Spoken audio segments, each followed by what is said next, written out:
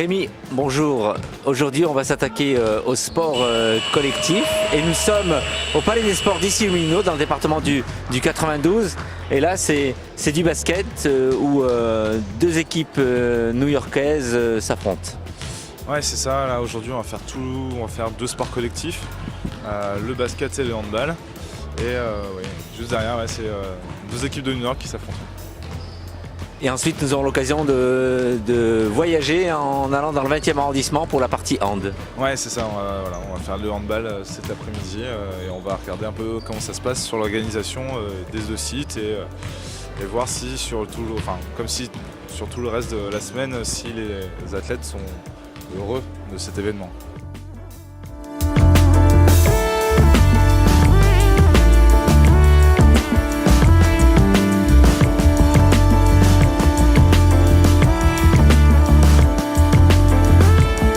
Je suis avec Loïc et Quentin, les référents basket pour la partie France, qui vont tout de suite nous dire comment se présente ce tournoi au Gay Games. Loïc? Tout se passe très bien. Aujourd'hui, nous attaquons les phases finales de chaque catégorie, les 4 catégories chez les hommes et une catégorie chez les femmes. Donc vous avez la finale derrière là. Alors il y a la finale qui se passe derrière nous, donc une équipe parisienne et des anciennes joueuses de l'équipe de France qui sont reformées pour l'occasion. Pour la partie garçon, on en est où aujourd'hui? Alors c'est pareil, il va y avoir les finales qui vont commencer là après ce match aussi, donc sur les catégories A, B et C et plus de 35. Donc sur Paris, entre basket, à une équipe en finale sur la catégorie B, donc qui va jouer cet après-midi. Alors l'aspect compétition c'est important, mais c'est pas le plus important quand même au Gay Games aujourd'hui. Là on parle plus de diversité, la tolérance et passer un certain nombre de messages. Qu'est-ce que vous pensez des personnes qui pensent que les Gay Games c'est encore quelque chose de communautariste? Moi je les invite à venir voir justement. On a un accès qui est ouvert au public et on a eu plus de 500 personnes qui sont venues depuis le début de la compétition qui a commencé dimanche. Donc il faut qu'ils viennent voir pour vraiment se rendre compte si tout ce qui est le côté communautariste et tous les clichés qu'on peut avoir sur les Gay Games sont toujours là ou pas. Comment vous êtes arrivé au basket? Au départ vous étiez dans un club classique, traditionnel? Oui, moi je joue depuis que je suis tout petit en club classique traditionnel et en arrivant à Paris, j'avais pas de club et du coup j'ai connu Entre deux baskets et j'ai directement été super bien accueilli et c'est pour ça que j'ai commencé là depuis 4 ans à jouer avec Entre deux baskets. Et l'idée d'aller dans un club traditionnel par la suite, pourquoi ne pas avoir opté pour cette option-là justement? Alors c'était plus pour des contraintes de temps où les clubs traditionnels demandent beaucoup de temps et la volonté de rencontrer au-dessus du monde, ça permet de rencontrer beaucoup de personnes, de se faire de nombreux amis, d'avoir quand même un esprit compétition parce qu'on a des ligues, des championnats, donc ça permet à la fois de garder l'esprit sportif du basket et à la fois le côté fun et amical. En règle générale, l'homophobie, est-ce que ça domine dans le basket en général ou pas? Comme on pourrait par exemple penser dans le football où c'est vraiment quelque chose qui est encore assez important. Je pense pas autant que certains sports. Après, comme on est tous les deux, on s'est tous les deux inscrits, on a toujours fait du basket. À notre connaissance, on n'en a jamais connu. Après, je pense qu'en effet, il y a certains sports où c'est beaucoup plus difficile. Les sports les plus médiatisés, je pense. Une action comme celle-ci, des jeux comme les Gay Games vont certainement faire venir de nouveaux joueurs pour la rentrée? On espère, on est plus d'une centaine là aujourd'hui sur Entre deux baskets et on espère en effet que ça fera venir du monde. On a une page internet Entre deux baskets, une page Facebook et on accueille absolument tout le monde, que ce soit des amateurs, des personnes qui jouent depuis quelques années. Donc on espère qu'à la rentrée il y aura du monde en effet qui nous rejoindra. Alors pendant ces jeux vous avez plusieurs rôles et plusieurs casquettes.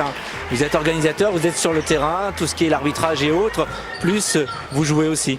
Exactement, oui, c'est un travail qui était fait en amont du déroulement du tournoi. Donc là, nous sommes les deux référents du pôle basket, mais après, vous avez derrière tous les bénévoles qui ont joué un rôle très important, que ce soit les bénévoles engagés dans l'association, aussi bien les bénévoles engagés par Paris 2018, que ce soit dans l'arbitrage, dans la table de marque, l'accueil des visiteurs, des participants, tenir la restauration, la mise en place aussi du site et aussi la désinstallation du site.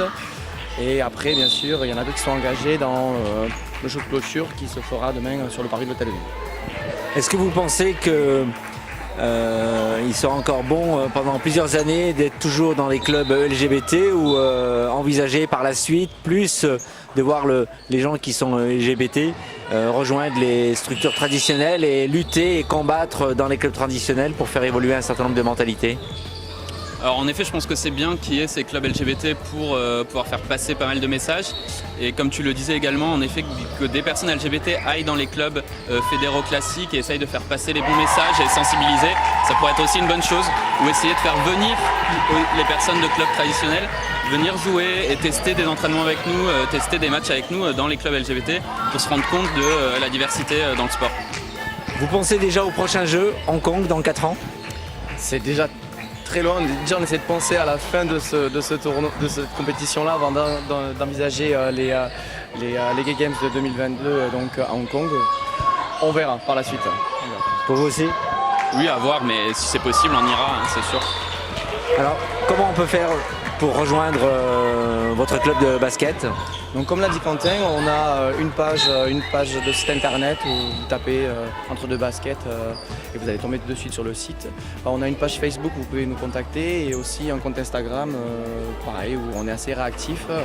Donc notre association accepte toute personne, que ce soit en fonction de leur orientation sexuelle et leur genre aussi. On est très ouvert. Voilà. Et aussi bien les femmes que les hommes, dans l'ensemble ça se passe très très bien et il y a une très bonne entente, j'imagine. Tout à fait, les entraînements sont mixtes, les matchs sont mixtes, on fait régulièrement des tournois internes aussi entre nous où on mixe les équipes, hommes, femmes, quels que soient les niveaux et il y a vraiment une bonne entente.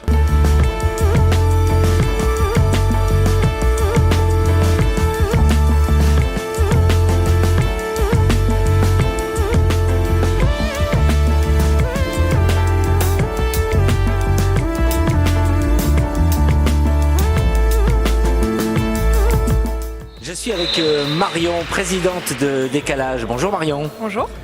Nous assistons à une demi-finale juste derrière nous. Il s'agit de quelle équipe? Alors il s'agit d'une équipe néerlandaise et une équipe française qu'on appelle les Outsiders qui font partie de l'association Aqua Homo. Il y a une chance que les Français donc, soient en finale alors? Tout à fait. Ils se battent dur. Alors comment s'est présenté ces Gay Games dans le domaine du handball? Alors on a organisé 3 poules avec des équipes donc étrangères, des équipes françaises et une poule un peu plus loisir, moins compétition. On s'est un peu plus amusé, moins compétition. Et aujourd'hui donc on a les phases finales, donc avec là on est en train de faire les demi-finales, on aura une finale masculine et une finale féminine tout à l'heure. Le choix de participer aux Gay Games, quelle est réellement votre motivation et pourquoi? Alors déjà c'est un événement international donc on apprécie beaucoup, on essaye d'en faire le plus souvent possible. Et le but des Gay Games c'est quand même les mondiaux de la diversité, donc c'est réunir plein de personnes d'horizons différents mais avec beaucoup de choses en commun et sans discrimination quelle qu'elle soit, donc c'était ça qui nous a beaucoup motivés. Dans le club Décalage, c'est vraiment une association mixte, hommes-femmes? Alors c'est une association de handball loisirs LGBT. On est essentiellement féminine, mais on a quelques garçons qui viennent nous voir. Ouais.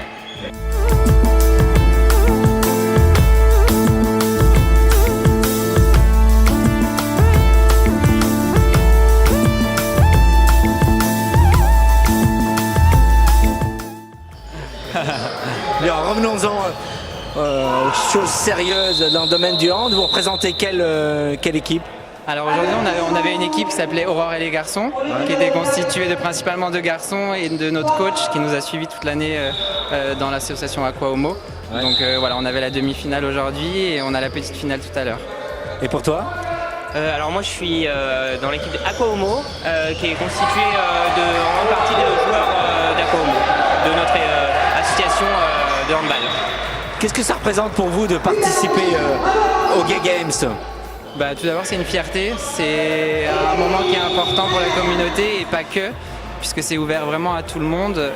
Donc du coup voilà, c'est tous les 4 ans, donc il fallait sauter sur l'occasion cette année vu que c'est à Paris en France, donc voilà pourquoi on participe. Vous parlez bien, sauter sur l'occasion, c'est bien ça pour Pink. Et pour toi? Bah pareil, je pense que c'est un grand moment de visibilité internationale et même en dehors du milieu gay, c'est le moment où on parle un peu plus de nous, même si on n'en parle pas énormément.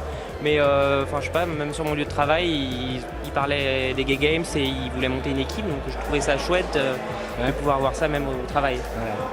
Et en ce qui concerne l'homophobie dans le hand, est-ce que c'est quelque chose qui est fréquent, permanent, ou il y a quand même une tolérance? C'était fréquent il y a quelques années. Moi j'ai fait 8 ans de hand étant plus jeune. C'est vrai que c'est quelque chose dont on ne parlait pas du tout. Maintenant, voilà, moi j'ai intégré Aqua Homo, donc c'est quelque chose qui n'est pas du tout tabou. Après, je sais que voilà, dans certains clubs, peut-être en province ou même encore ici à Paris, c'est peut-être un peu encore compliqué, mais je pense que les choses avancent et voilà, il faut des événements comme ça pour avoir un peu de visibilité. Et pour toi? Je pense, moi j'ai été aussi une dizaine d'années en club et l'homophobie elle était pas exprimée forcément, c'était les insultes habituelles, c'était juste entre nous, tapette et c'est quand tu rates des points. Par contre quand je suis arrivé à Paris et que j'ai voulu en faire en université, là il y avait vraiment, moi je suis tombé sur un prof qui était homophobe, qui sortait continuellement les insultes homophobes, donc j'ai arrêté, c'est pour ça que je me suis retrouvé chez Aqua Homo parce que j'avais envie d'être dans un endroit safe au moins où je pouvais faire du hand sans avoir à faire face à cette homophobie très présente. Et j'imagine qu'il va falloir encore du temps pour faire évoluer les mentalités dans le sport en règle générale. Ouais, il faut du temps, mais le temps, on est prêt, en tout cas, nous, on est prêt à le prendre. Mais depuis quelques années, moi, je trouve que les choses ont quand même pas mal bougé, pas mal évolué. Donc voilà, il faut continuer, il faut persévérer, il faut se battre un petit peu quand il faut. Mais voilà, faut toujours être fier et aujourd'hui, c'est ce qu'on montre à travers les Gay Games en tout cas. On a une chance au handball de voir une équipe de France en finale. On espère. Enfin, là, du coup, ça sera en petite finale, je pense, parce que on a perdu les chances de pouvoir aller en finale. Mais on peut décrocher une médaille de bronze. On verra ça tout à l'heure, on espère.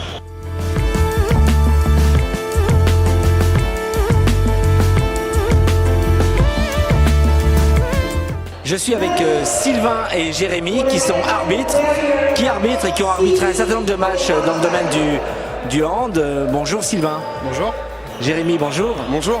Alors Jérémy, tu as rejoint donc la compétition à hand en tant qu'arbitre.